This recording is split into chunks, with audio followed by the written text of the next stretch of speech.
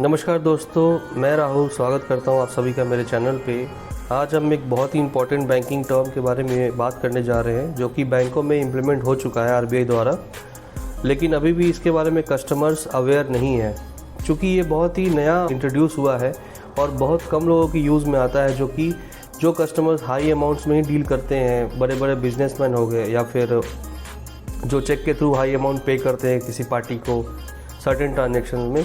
ये उनके लिए बहुत ही महत्वपूर्ण है उनके जानने के लिए कि positive pay system actually introduce किया है आरबीआई ने। ये एक्चुअली होता क्या है और इसको यूज़ कैसे करें, इसको यूज़ नहीं करेंगे तो आने वाले समय में आपको क्या इम्पैक्ट करता है ये सब चीज़ें हम जान।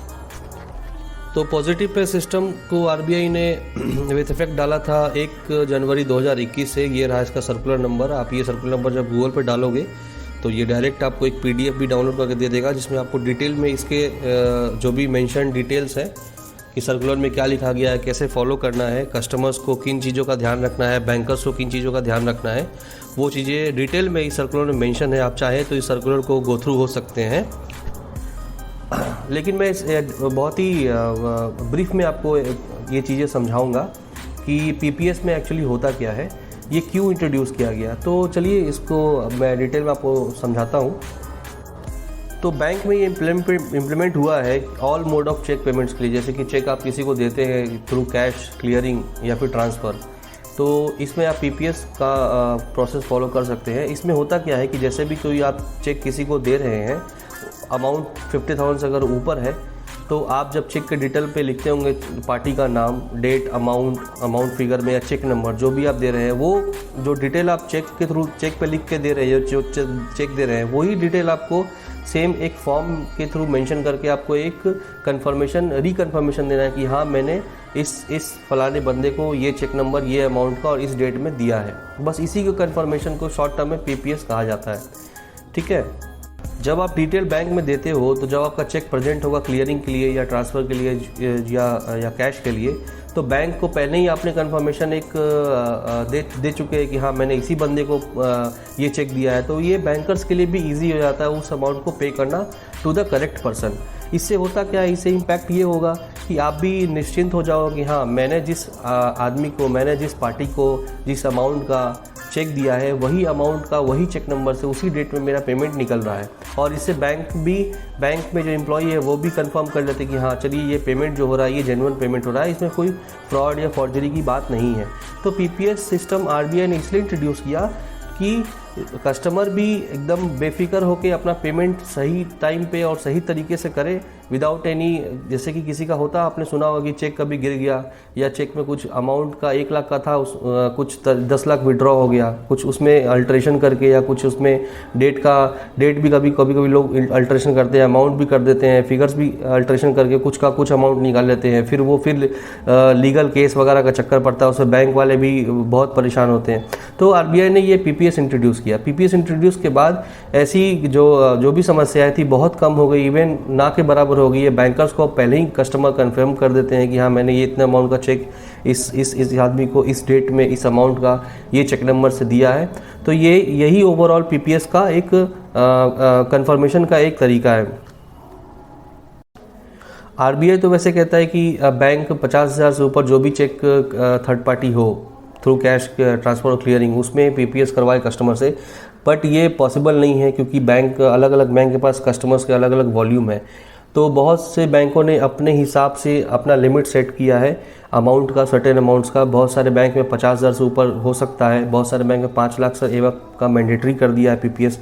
जब उन्हें पीपीएस मिलेगा तभी वो चेक को क्लियर करेंगे। तो ये डिपेंड करता है कस्टमर और बैंक के वॉल्यूम पे कि बैंकों के पास कितना वॉल्यूम है कस्टमर्स का और किस वॉल्यूम का उनके पास अमाउंट है कस्टमर्स का। तो ये इंडिविजुअल आरबीआई ने बैंकों पे डिसीजन छोड़ा है, लेकिन बट ये सिस्टम पीपीएस सिस्टम जो है ये इवन हर बैंक में इम्प्लीमेंट हो चुका है। सर्टेन अमाउंट का कुछ वेरिएशन है सभी बैंकों में, वो अलग अलग, but PPS is mandatory. Customer को पीपीएस करना मैंडेटरी है।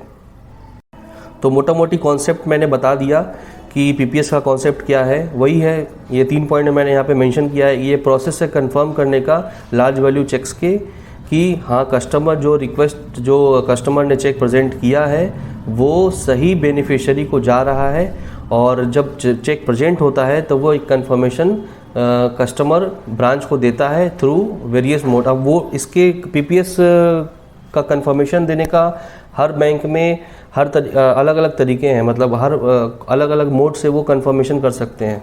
अब इसके बारे में आपको डिटेल में बताता हूँ, लेकिन उसके पहले ये जानना बहुत ज़रूरी है कि पीपीएस क्यों आया। जैसे कि मैंने बताया कि आपको मैंने बताया कि चेक में अमाउंट का मिसमैच होके कुछ अमाउंट का कुछ भी निकल जा रहा है। 10,000 का चेक है, 1 लाख रुपए निकल जाता था। आपने कभी ऐसा सुना होगा, प्रैक्टिकल भी। तो मेन आरबीआई का उद्देश्य यही है और यही था कि चेक से जो भी फ्रॉड हो रहे हैं, चेक से जो छेड़छाड़ करके जो भी पैसा निकलता था, जो भी फ्रॉड होता था टेम्परिंग करके चेक पे, एक आपने सुना है कहानी बीच में कि चेक पे एक पेन आता था जिसमें से जो लिख लिया और वो फिर वो अपने आप वो इंक उसका उड़ जाता है, वो चेक फिर ब्लैंक हो जाता है और उस पर अपने मन से कुछ भी अमाउंट लिख दिया, उसको प्रेजेंट कर दिया और वो अमाउंट क्लियर हो गया। ऐसा भी बहुत सारा केस आपने न्यूज़ पे भी देखा होगा और प्रैक्टिकल लाइफ में सुना भी होगा, न्यूज़पेपर में पढ़ा होगा, या फिर किसी बैंक में कभी आप जाते होंगे रेगुलर कस्टमर हो तो बैंक वालों ने डिस्कस भी किया होगा कभी आपसे। तो ये सब चीज़ों को रोकने के लिए ही पॉजिटिव पे सिस्टम को इंट्रोड्यूस किया गया। अब आइए हम बात करते हैं कि पीपीएस में करना क्या होता है कस्टमर्स को। मान लीजिए कि मैं किसी पार्टी को मुझे 5 लाख का पेमेंट करना है, ठीक है। तो मैं क्या करूँगा, सबसे पहले तो मैं चेक बनाऊँगा, ठीक है।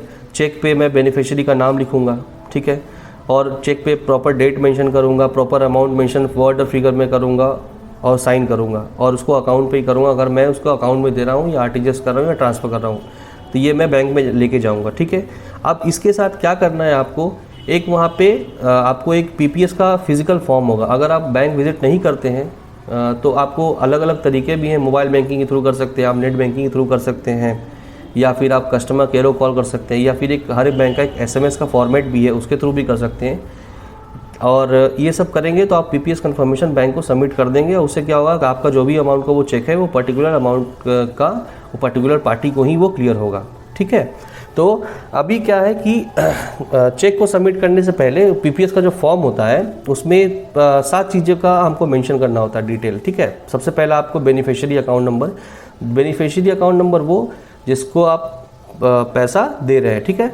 किस चेक से दे रहे हैं वो cheque number, date of cheque, किस अमाउंट का चेक है, ट्रांजैक्शन कोड होता है एक चेक में, लास्ट में सबसे लिखा होता है, ठीक है ना, माइक्रो कोड के बगल में, उसको ट्रांजैक्शन कोड बोलते हैं। वो क्या है, बेनिफिशियरी का नाम, जिसको दे रहे हैं उस पार्टी का नाम क्या है, और उस चेक का माइक्रो कोड।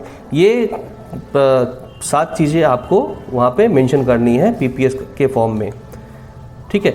ये मैंने एक सैंपल अटैच किया है, ये पीएनबी बैंक का पीपीएस फॉर्म का सैंपल है। देखिए ये इसमें क्या क्या, देखिए ये फॉर्म है, चेक के साथ आपको ये लगाना है। इसमें सबसे पहले क्या है, ब्रांच ऑफिस, आप ब्रांच का नाम लिख देंगे, सोल आईडी हर बैंक का होता है, ब्रांच का होता है, वो आप मेंशन कर देंगे।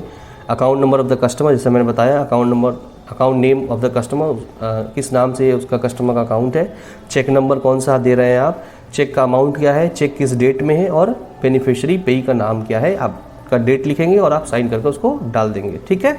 तो आपका चेक आराम से ईजिली क्लियर हो जाएगा। अब देखिए मैंने एक सैंपल यहाँ पर अटैच किया है बैंक ऑफ बड़ौदा का चेक, ठीक है ना। इसमें देखिए आपको क्या क्या चीज़ें कंफर्म करनी है पीपीएस पे, वो मैंने यहाँ पे सर्कल में दिखाया है आपको। चेक का डेट, अमाउंट, वर्ड्स और फिगर्स वाला, ट्रांजैक्शन कोड, जैसा कि मैंने बताया सबसे लास्ट में देखिए उसको ट्रांजैक्शन कोड बोलते हैं, माइक्रो कोड के बगल वाला। फिर चेक नंबर, सबसे इनिशियल का 6 डिजिट को चेक नंबर होता है। अकाउंट नंबर आपको दिख रहा होगा वो कॉलम पे, और पेई नेम, ठीक है। तो ये जो 7 चीज़ें हैं ये आपको कंफर्म करना है पीपीएस में भी, ठीक है। अब आइए बात करते हैं कि पीपीएस करने के कितने सारे ऑप्शंस है। इवन अभी तो क्या है कि सारे बैंकों के पास 4-5 ऑप्शन तो है ही, जो भी नोन अच्छी ब्रांड बैंक हैं, इवन गवर्नमेंट हो या प्राइवेट हो, उनके पास पीपीएस के 4 से 5 एक्सेप्टेबल वे है कि कैसे वो पीपीएस लेते हैं कस्टमर्स का। तो आइए अब हम उसके बारे में बात करते हैं। तो ये बेसिकली 5 तरीके हैं जिससे कस्टमर कंफर्मेशन पीपीएस कंफर्मेशन कर सकता है। सबसे पहला है मोबाइल बैंकिंग। अगर किसी कस्टमर्स के पास मोबाइल बैंकिंग फैसिलिटी है तो उसमें ऑप्शन होता है पीपीएस करने का। Second is net banking. Net banking यानी वही इंटरनेट बैंकिंग, आप डोमेन पर जाइए किसी बैंक की वेबसाइट पे, वहाँ लॉगिन कीजिए अपना नेट बैंकिंग आईडी, वहाँ से भी आप कंफर्मेशन दे सकते हैं। Third is call centre. Call centre को आप कॉल कीजिए अपने रजिस्टर्ड मोबाइल नंबर से और आपको कंफर्म करना है। आप यही सारा डिटेल जो मैंने आपको पहले बताया, 7 चीज़ें कंफर्म करनी है कॉल सेंटर कस्टमर को। वहाँ पे कस्टमर केयर के जो एग्जीक्यूटिव बैठे रहते हैं कॉल पे, उनको आपको कंफर्म करना है सेम चीज़ें थ्रू रजिस्टर्ड नंबर आपको कॉल करेंगे तो ही वो आपको कंफर्मेशन देंगे। फोर्थ इज़ एसएमएस के थ्रू भी आप कर सकते हैं, लेकिन एसएमएस भी आपको रजिस्टर्ड मोबाइल नंबर से ही करना है जो अकाउंट में रजिस्टर्ड है। आप किसी भी अदर मोबाइल से अगर एसएमएस करेंगे तो वो कंफर्मेशन नहीं एक्सेप्ट होगा बैंक के द्वारा। And the last one is branch visit. Branch visit का मैंने आपको फॉर्मेट बता ही दिया। आप ब्रांच में जब विजिट करेंगे, चेक लेके जाएंगे तो वहाँ पे एक फिजिकल फॉर्म होगा और उस फिजिकल फॉर्म को आपको फिल करके चेक के साथ सबमिट करना है, ठीक है। अब आइए जो मैंने 5 ऑप्शन बताए हैं उसके मैं स्क्रीनशॉट आपको स्क्रीन पर बता देता हूँ। ये मैंने पीएनबी का सैंपल लिया है क्योंकि इनका वेबसाइट पे ये अवेलेबल है पीडीएफ के फॉर्मेट में, तो मैंने वहीं से एक एग्जांपल आप लोगों को समझाने के लिए यहाँ पे एक शो किया है। तो सबसे पहला जो मोबाइल बैंकिंग मैंने बताया है, तो पीएनबी का जो अपना मोबाइल एप्लीकेशन है उसमें आप देखिए वहाँ पे एक चेक सर्विसेज है, चेक कॉलम में जाके बाद फिर पॉजिटिव सिस्टम है वहाँ पे। तो आपको इसी ऑप्शन में जाके वो सारे जो डिटेल आपको जो मैंने बताए हैं वो सबमिट करने हैं। Second one is through net banking. Same जब आप नेट बैंकिंग लॉगिन करेंगे आपको वैल्यू एडेड सर्विसेज में जाना है। Again you have to go to positive pay service और वहाँ पे आपको सेम देखिए सारी चीज़ें आप देख रहे हैं यहाँ पे राइट साइड में, आपको सारे डिटेल डालने हैं और आपको कंटिन्यू करके सबमिट करना है। थर्ड इज़ कॉल सेंटर, जो मैंने आपको बताया ये आपका कस्टमर केयर नंबर है, आप इसको रजिस्टर्ड नंबर से कॉल कीजिए, वो सारी चीज़ें बताइए और वो पीपीएस कंफर्मेशन देना है आपको। फोर्थ से मैंने पीएनबी का एक एग्जाम्पल लिया है, इसमें पाथ दिया हुआ है, ये भी उनके वेबसाइट से ही लिया गया है। कैसे करना है इसमें पूरा आपको एक आप फॉर्मेट दिया हुआ है। फर्स्ट आपको टाइप करना है पीपीएस, फिर स्पेस देना है, फिर अकाउंट नंबर, फिर स्पेस, फिर चेक नंबर, फिर स्पेस, फिर चेक का ट्रांजेक्शन कोड अल्फा नंबर, फिर स्पेस बेनिफिशियरी नेम, फिर स्पेस, फिर चेक अमाउंट, फिर स्पेस चेक डेट और उसको आपको भेज देना है सर्टेन नंबर पे, वो आपको लिखा हुआ उसमें, ठीक है। And the last is branch visit. ये फॉर्मेट मैंने पहले भी शेयर किया है सेम लास्ट में, क्योंकि मैं एक साथ बना रहा था तो मैंने शेयर कर दिया है कि ये एक सैम्पल है, इसमें आपको डिटेल शेयर करना है। तो यह तो बहुत ही इजी चीज़ ये, लेकिन कस्टमर्स आजकल क्या कर रहे हैं कि पीपीएस को फॉलो नहीं कर रहे हैं। उसके इसका इम्पैक्ट कस्टमर पे ये पड़ता है कि उनका चेक बाउंस हो जाता है।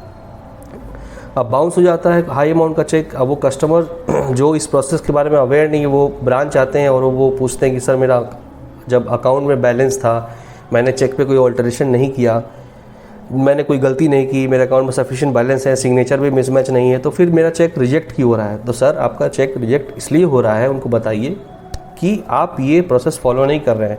ये प्रोसेस जब तक आप फॉलो नहीं कीजिएगा आपका हाई अमाउंट का चेक क्लियर नहीं होगा। और आपका जब चेक रिटर्न होता होगा तो उसमें रीज़न यही लिखता होगा कि confirmation not done by customer, confirmation not given by customer, calling confirmation not done, ऐसे करके वो रीज़न देते होंगे, रिजेक्ट कर देते होंगे, ठीक है। तो यही था मोटा मोटी पीपीएस क्या होता है और इसको कैसे आपको यूज़ करना है, कैसे आप कस्टमर्स को अवेयर कीजिए। कस्टमर्स जो देख रहे हैं मेरा इस वीडियो को वो भी अवेयरनेस लीजिए और इसको यूज़ कीजिए। और कैसा लगा आपको ये वीडियो, अगर अच्छा लगा तो आप लाइक कीजिए, शेयर कीजिए, सब्सक्राइब कीजिए और ऐसे ही मैं ट्यूटोरियल वीडियो लाता रहता हूँ, तो एक थम्स अप कीजिए। थैंक यू सो मच, मिलते हैं नेक्स्ट वीडियो में।